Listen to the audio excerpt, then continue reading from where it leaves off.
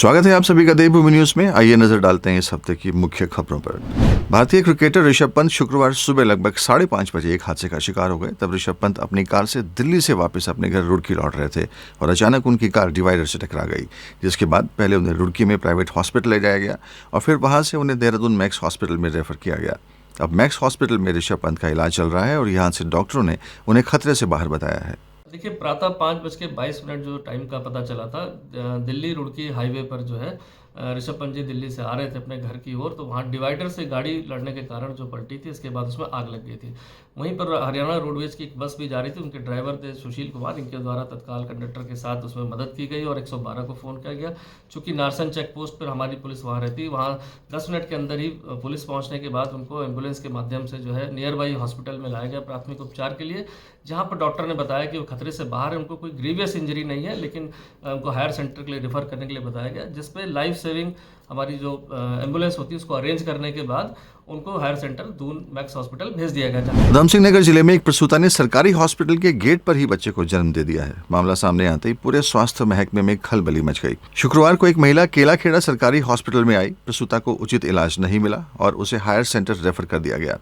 तभी अस्पताल से लौटते हुए उसने अस्पताल के गेट पर बच्चे को जन्म दे दिया। आज एक गरीब परिवार से डिलीवरी करने के लिए आया, वो गिड़गिड़ाता रहा डॉक्टर चिकित्सकों के सामने, लेकिन उसकी एंट्री तक नहीं करी और उसे एक्सरे देखकर कह दिया कि इसमें बच्चा उल्टा है।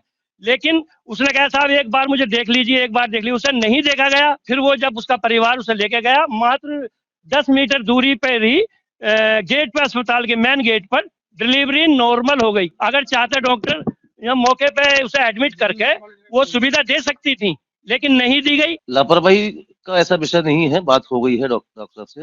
एक स्टाफ नर्स को का स्थानांतरण किया जा रहा है। एक स्थायी डॉक्टर के लिए महानिदेशक उत्तराखंड को पत्र प्रेषित किया जा रहा है। और भी मांगे हैं। दवाइयों की लिस्ट यहाँ पर सूचीबद्ध चिपकाई जा रही है। जो दवाइयाँ उपलब्ध हैं वो सबको पता रहेगी। बाहर की दवाइयों के लिए मना करा गया है। ये सारी चीजें जो इनकी मांग है पूरी करें। पौड़ी में फर्जी सीआईएसएफ जवान बनकर ठगी करने वाले एक आरोपी को पौड़ी पुलिस ने हरियाणा से गिरफ्तार किया है।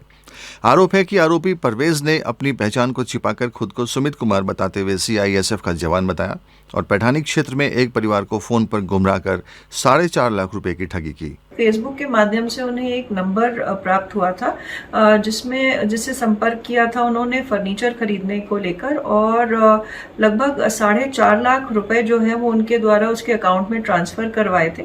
उस बंदे ने अपने आप को सीआईएसएफ का कर्मी भी बताया था और महिला का फेथ जनरेट किया था। उसके बाद जो है वो नंबर स्विच ऑफ हो गया। इस संदर्भ में जब तहरीर प्राप्त हुई तो इसमें मुकदमा पंजीकृत किया गया। टीम गठित की गई जिसमें थाना पैठानी से और हमारे साइबर सेल के कर्मियों द्वारा को रखा गया था। कड़ाके की सर्दी के बीच मैदानी जिलों के लिए ऑरेंज अलर्ट जारी हुआ है। मौसम विभाग के अलर्ट का असर हरिद्वार जिले में भी साफ तौर पर दिखाई पड़ रहा है। हरिद्वार में इस साल रिकॉर्ड तोड़ सर्दी पड़ रही है। 28 दिसंबर को न्यूनतम तापमान 0.6 डिग्री सेल्सियस रिकॉर्ड किया गया। ये अभी तक का सबसे कम तापमान है। 28 से पहले 1 डिग्री टेम्परेचर रहा और 28 तारीख को अभी आपने देखा -0.6 रहा है। तो ठंडा तो है ही बहुत ज़्यादा। न्यूनतम माइनस में कभी कभी 4 साल 5 साल में ऐसा अक्सर देखा गया है। उत्तराखंड के बाबा बर्फानी कहे जाने वाले टिम्बरसैंड महादेव में दर्शनों के लिए पर्यटक पहुंचने लगे हैं। चमोली जिले के नीति घाटी में चीन सीमा पर स्थित ये देश का अंतिम शिवालय है। यहाँ पर भगवान भोलेनाथ इन दिनों बर्फ के आकार के रूप में नजर आते हैं। सड़क मार्ग से 3 किलोमीटर की चढ़ाई करने के बाद यहाँ पहुंचा जाता है। हल्द्वानी पहुंचे राज्य के स्वास्थ्य मंत्री धन सिंह रावत ने राष्ट्रीय स्वास्थ्य मिशन के तहत आने वाली योजनाओं की समीक्षा की। इस दौरान जिले में बन रहे 136 हेल्थ एंड वेलनेस सेंटर्स की जानकारी दी। इसके अलावा मोती नगर क्षेत्र में बन रहे 200 बेड के अस्पताल और महिला अस्पताल में बनने वाले 50 बेड के नए अस्पताल के निर्माण की भी उन्होंने जानकारी ली। 29 तारीख को पूरे प्रदेश में हर हॉस्पिटल में मॉक ड्रिल कराया है भारत सरकार ने भी और हमारी सरकार ने भी।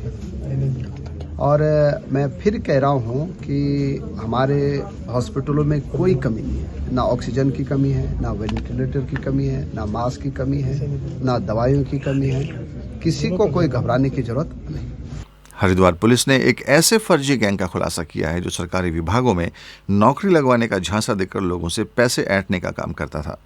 पुलिस टीम ने गैंग के 4 सदस्यों को गिरफ्तार कर लिया है। सभी आरोपी लक्सर क्षेत्र के निवासी हैं। देहरादून के रायपुर स्थित महाराणा प्रताप स्पोर्ट्स कॉलेज में राज्य स्तरीय खेल महाकुंभ का आगाज हो चुका है। सूबे के मुख्यमंत्री पुष्कर धामी ने इस खेल महाकुंभ का उद्घाटन किया। इस खेल महाकुंभ में प्रदेश के 13 जिलों की 13 टीमों ने प्रतिभाग किया। इस मौके पर सीएम धामी ने खिलाड़ियों के भोजन के लिए मिलने वाली धनराशि को बढ़ाकर 200 करने और राज्य स्तर पर होने वाली प्रतियोगिताओं में भी धनराशि को बढ़ाकर 1,500 रुपये करने की घोषणा की।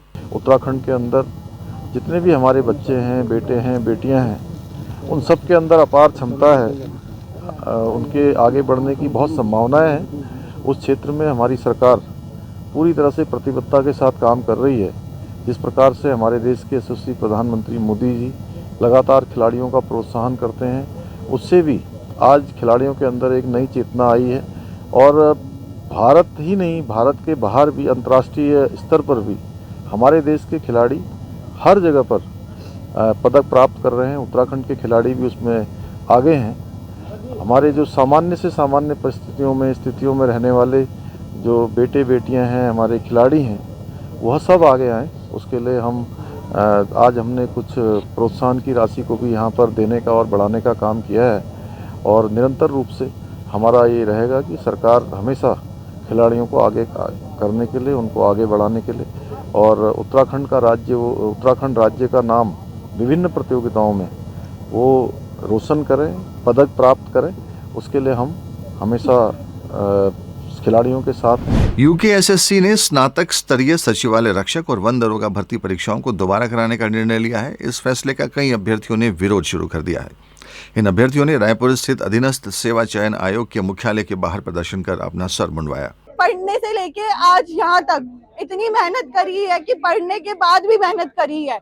फिजिकल के लिए 15-15 किलोमीटर भागना जून के महीने में कोई आसान बात नहीं होती है।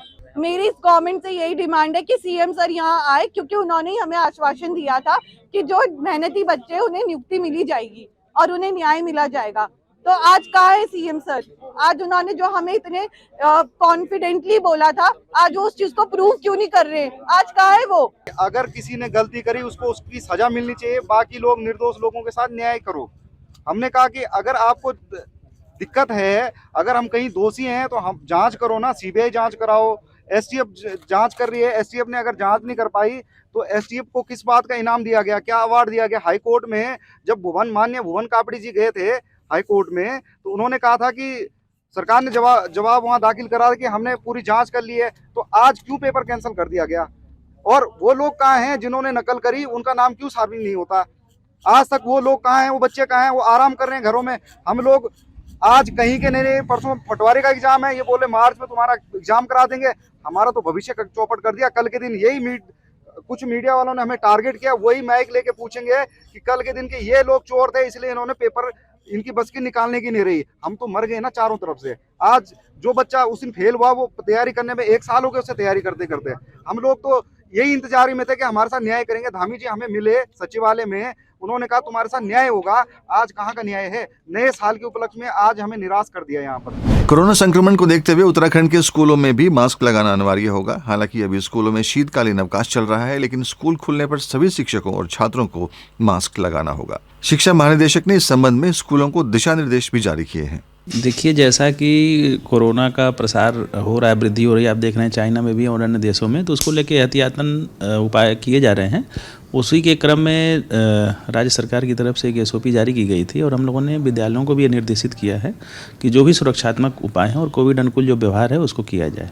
उसमें सैनिटाइजेशन है, हाथ का और प्लस मास्क लगाना भी सम्मिलित है। मंत्री प्रेमचंद अग्रवाल के खिलाफ ऋषिकेश विधानसभा से कांग्रेस के प्रत्याशी रहे जयेंद्र रमोला ने गंभीर आरोप लगाए। जयेंद्र रमोला का कहना है कि मंत्री के बेटे की खरीदी गई जमीन को दस्तावेजों में खाली दिखाया गया है, जबकि उस जमीन पर प्रेमचंद अग्रवाल का 200 गज का पुश्तैनी मकान बना हुआ है। रजिस्ट्री में 25 से 27 लाख के स्टैंप लगाए गए हैं। वित्त मंत्री के स्वयं के पुत्र एक जमीन खरीदते हैं। जमीन में लगभग 27 लाख के आसपास, 25 से 27 लाख के आसपास के रेवेन्यू को चोरी करने का काम करते हैं, क्योंकि वो जिस भूमि को खरीदते हैं वो भूमि में पहले से ही निर्माण हुआ होता है, उसमें मकान बना हुआ है, जबकि वो रजिस्ट्री में ये दिखाते हैं कि वो भूमि खाली है।